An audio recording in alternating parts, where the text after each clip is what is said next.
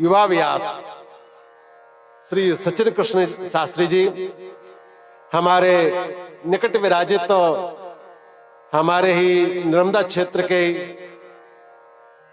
तरुण तपस्वी संत श्री कमलदास जी महाराज और हम सबके वंदनीय पूजनीय तपोनिष्ठ वीतराग मठी वाले महंत जी श्री रामकुमार जी महाराज जी के पावन चरणारविंद और इस मंच का संचालन कर रहे भागवत के भी बहुत अच्छे विद्वान श्री हितेश कृष्ण जी शास्त्री जी और यहाँ पर संगीत वाद्य में विराजमान एक और भागवत के विद्वान श्री शिवानंद शास्त्री जी और सभी हमारे संगीत विद विशारद भगवत चरणारविंद अनुरागी सज्जन वृंदो, भक्तिमती वात्सल्यमयी मातृशक्ति प्रियवाल को,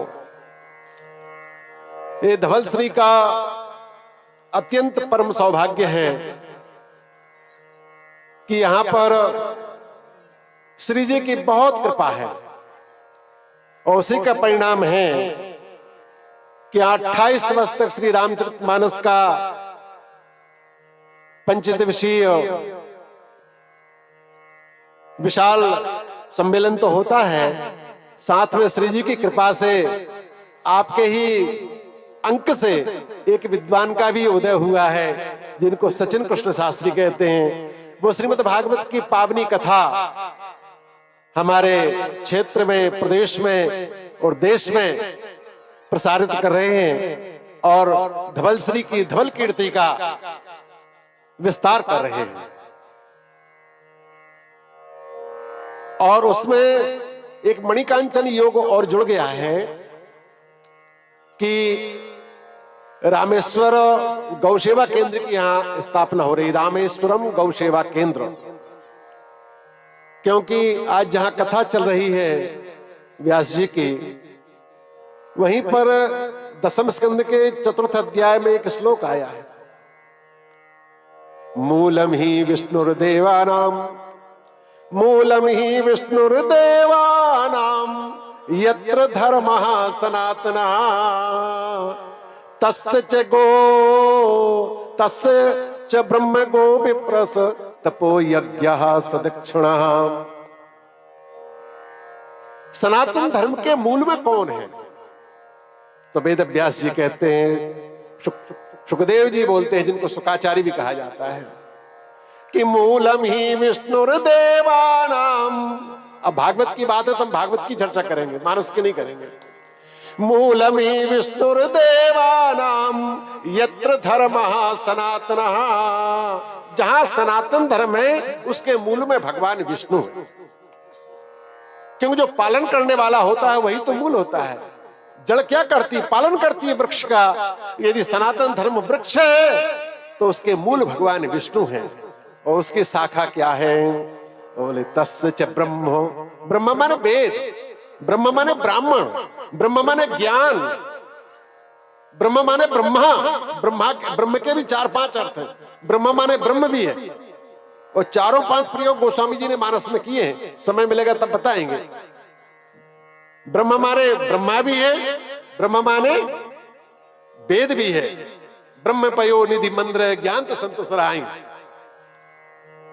तो ब्रह्म, गो, गौ, विप्र, अब यहां पर ब्रह्म और विप्र दोनों एक साथ कर दिए इस श्लोक में, तो ब्रह्म का तात्पर्य वेद होगा और विप्र का तात्पर्य ब्राह्मण होगा। यहां पर ब्रह्म, गो, विप्र, तपो यज्ञ दक्षिणा, तपस्या, यज्ञ और दक्षिणा, यज्ञ भी दक्षिणा के सहित, ये इस वृक्ष की शाखाएं हैं और उसके मूल में भगवान विष्णु हैं। और मूल क्या है? वृक्ष का पोषण करती है, तत्व लेती है धरती से। तो तपस्या कहां है? तपस्या महाराज जी, मठी वाले महाराज जी विराजमान। हम उनसे बहुत छोटे हैं, फिर भी जैकेट पहने हैं, एक कुर्ता पहने हैं, अंदर इनर पहने हैं, क्योंकि कल 3-4 दिन से हेमंत ऋतु का प्रवेश होने वाला है, शिशिर ऋतु का, तो हम उससे डर गए। तो ये तपस्या नहीं है, तपस्या ये है। वो क्या है तपस्या? बोले शिशिर ऋतु में आकंठ जल में मग्न रहे। जब भीषण ठंड पड़ रही है, पौष मास में, वाल्मीकि रामायण में वर्णन आया कि पौष मास में जब हाथी नदी के किनारे जाते हैं जल पीने के लिए, तो सूंड को ऐसा कर लेते हैं। बताओ कितनी मोटी चमड़ी है हाथी की, फिर भी वो ठंड के डर के कारण सूंड ऐसी कर लेता है। ऐसी ठंड में मठी वाले महाराज जी जैसे तपस्वी आकंठ जल में मग्न रहते हैं। और ज्येष्ठ मास की कड़ी दोपहरी में जब रोहिणी नक्षत्र चल रहा होता है, जब सूर्य अपने पूरे ताप पर रहता है, उस समय पंचाग्नि लगाकर, अगीठी लगाकर भर दोपहरी में बीच में बैठते हैं। इसको तपस्या कहते हैं। और इसी को गोस्वामी जी ने कहा बिन तप तेज की कर विस्तारा। तो ब्रह्म, गौ, ब्राह्मण, ब्राह्मण किसको कहते हैं? अरे भूतानाम प्राणिना श्रेष्ठा प्राणिनाम बुद्धिजीविना। भूतों में प्राणी श्रेष्ठ है, प्राणी में बुद्धिजीवी श्रेष्ठ है। बुद्धिमत्सु नरा श्रेष्ठा, बुद्धिमानों में नर श्रेष्ठ है। और नरेशु ब्राह्मणा स्मृता, नर में ब्राह्मण श्रेष्ठ। और उन ब्राह्मणों में भी कौन? ब्राह्मणेषु च विद्वांसः विद्वत्सु कृत बुद्धया। जो विद्वान है वो विद्वान में भी कृत बुद्धि है, जिसने बुद्धि को प्राप्त कर लिया, सद्बुद्धि को, मैंने विवेक को प्राप्त कर लिया है। और उन बुद्धिमानों में भी बुद्धिमान से करता रहा, जो बोलता है उसको जीवन में उतारे। जैसे आचार्य डॉक्टर रामदास शर्मा जी जो बोलते थे वो अपने जीवन में उतारते थे। त्रिकाल संध्या, बलिवैश्य देव इत्यादि। और कर्तसु ब्रह्मवादिना, जब उतार के वो बोलता है ब्रह्मवादिना, मन वेद बोलता है, पुराण बोलता है, वह विप्र कहा जाता है। तो ऐसे विप्र सनातन धर्म की शाखा है। गौ, वेद, गौ, विप्र, तपस्या और यज्ञ। यज्ञ भी दक्षिणा के सहित, क्यों? यज्ञ की पत्नी दक्षिणा है।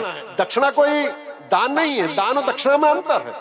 दक्षिणा बनता है दक्षता से, माने जो आप कुशलता है उसका पारितोषिक आप दे रहे हैं। आचार्यों को उनकी आचार्य की कुशलता का, विद्वान को उसकी विद्वान की कुशलता का, और जो हमारे हवन कर रहे हैं उनको हवन की कुशलता का। तो कुशलता का जो पारितोषिक, जो मानदेय है, उसको दक्षिणा कहा जाता है, वो दान नहीं कहा जाता। हम लोगों ने दक्षिणा और दान को एक ही मान लिया, नहीं, दक्षिणा एक अलग है, सदक्षिणा।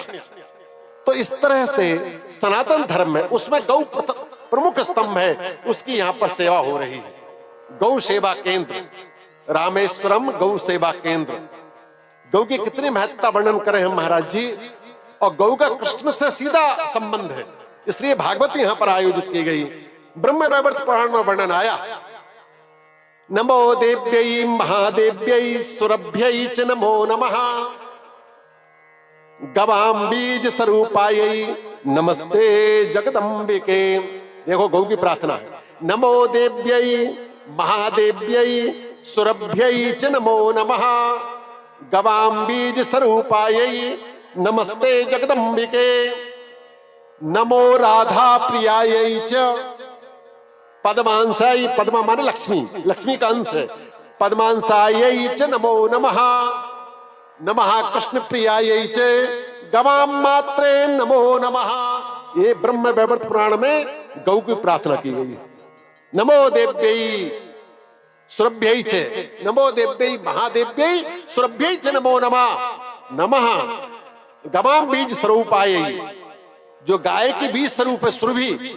जितनी जो गाय है वो सब सुरभि की अवतार है, इसलिए इनको पशु मत कहा करो। अंगद जी ने डांटा है रावण को, जब डांटा है तब कहा ना, राम मनुज कसरे सट भंगा, धनवी काम नदी पुनि गंगा, पशु सुर धेनु।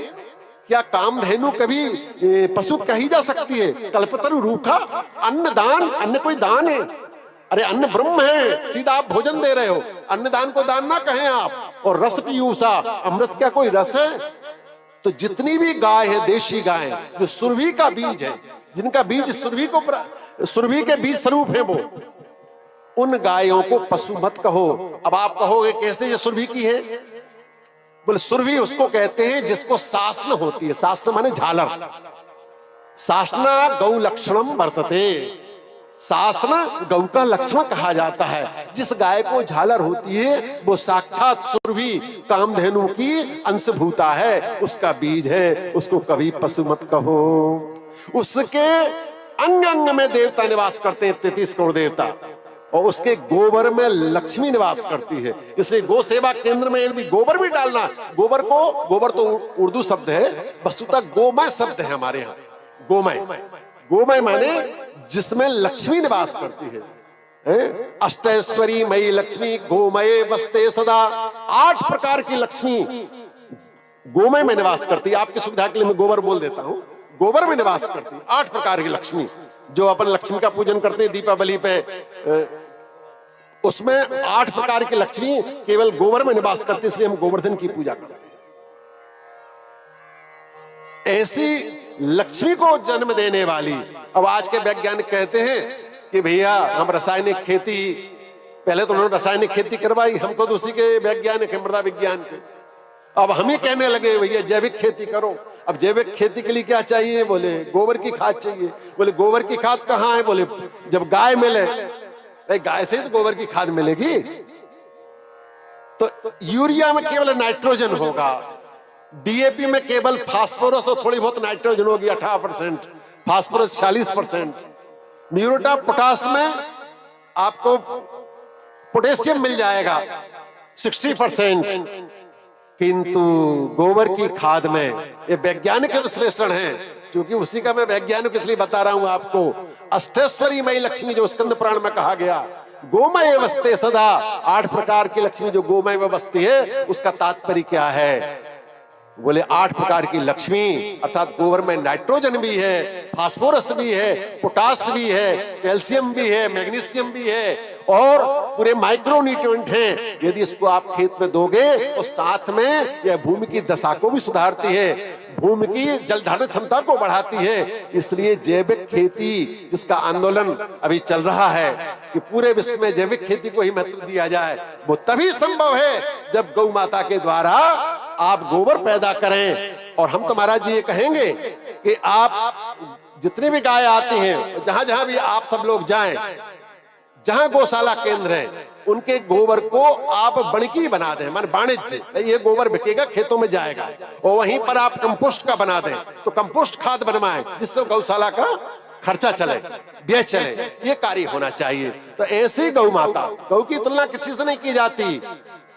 कहा गया है ब्रह्म सूर्य समम ज्योति, आपके यजुर्वेद में कहा गया है सूर्य की तुलना, ब्रह्म की तुलना आप सूर्य से कर सकते हो। भाई प्रातः काल हमने अर्घ्य दे दिया, चलो इन्हीं को हम ब्रह्म मान लें। ब्रह्म तो दिख नहीं रहे, सूर्य साक्षात दिख रहे हैं, जगत प्रकाश प्रकाशक राम। तो ब्रह्म सूर्य समम ज्योति, देव सम समुद्र सराहा, देवलोक की तुलना समुद्र से कर सकते हैं आप। इंद्रा पृथिव्या वर्षीयान, इंद्र की तुलना पृथ्वी से कर सकते हैं। भाई पृथ्वी को देखकर आपको इंद्र की याद आ जाएगी कि वर्षा होती है, हरी भरी रहती है। इंद्रा पृथ्वी वर्षीयान किंतु गोस्तु मात्रा न विद्यते। किंतु गाय की तुलना आप किसी से नहीं कर सकते। ब्रह्म की तुलना आप सूर्य से कर सकते हैं, देवलोक की तुलना आप समुद्र से कर सकते हैं, इंद्र की तुलना आप पृथ्वी से कर सकते हैं। किंतु यजुर्वेद भगवान कहते हैं गोस्तु मात्रा न विद्यते, गाय की कहीं भी आप तुलना नहीं कर सकते। विश्वरूपा, गाय विश्वरूपा है। गौ में माता, वृषभा पिता में, जो वृषभ है वो हमारे पिता हैं, गौ हमारी माता हैं। और यहां तक कह दिया कि यज्ञ जो चलता है, जिस यज्ञ की हमने चर्चा की, यदि उसमें मंत्र ब्राह्मण देता है, कुला एक ही कुल के हैं ब्राह्मण और गौ, ब्राह्मण और गौ को दोनों का सम्मान क्यों करना चाहिए? बोले ये दोनों एक कुल के हैं। बोले क्यों? बोले यज्ञ कुल में दोनों की आवश्यकता है। ब्राह्मण मंत्र देता है और गौ हविष्य देती है। आहुति के लिए जो घी आता है तो वो गौ से आता है। तो ब्राह्मण और गौ एक ही कुल के माने जाते हैं, इसलिए दोनों की रक्षा होना आवश्यक है। ब्राह्मण में ब्राह्मणत्व आवश्यक है। मुझे अत्यंत प्रसन्नता है कि धवल श्री ने एक ऐसे युवा व्यास को जन्म दिया है।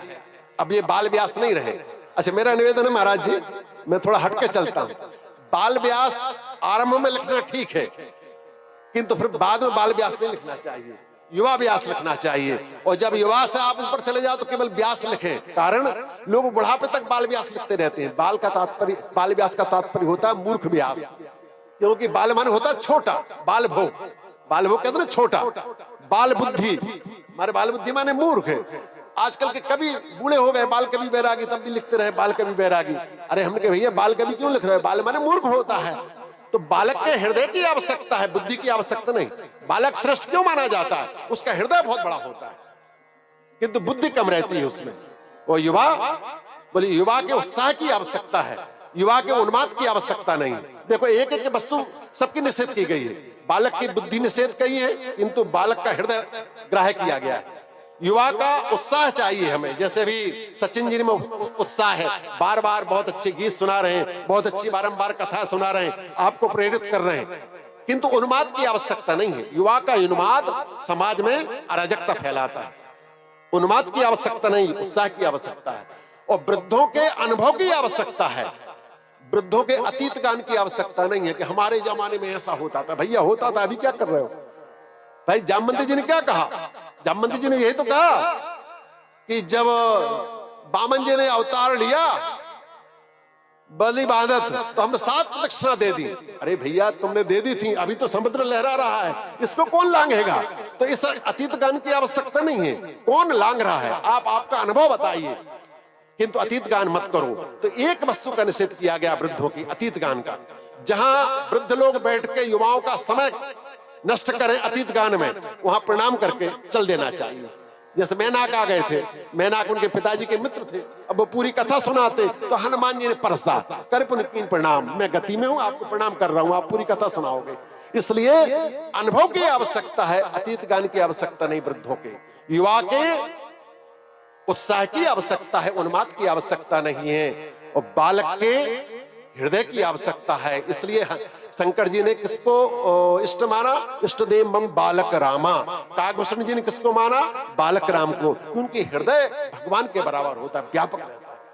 तो तीनों की आवश्यकता नहीं, केवल युवा से काम नहीं चलेगा, तो केवल वृद्ध से काम नहीं चलेगा, केवल बालक से काम नहीं चलेगा, तीनों की आवश्यकता है।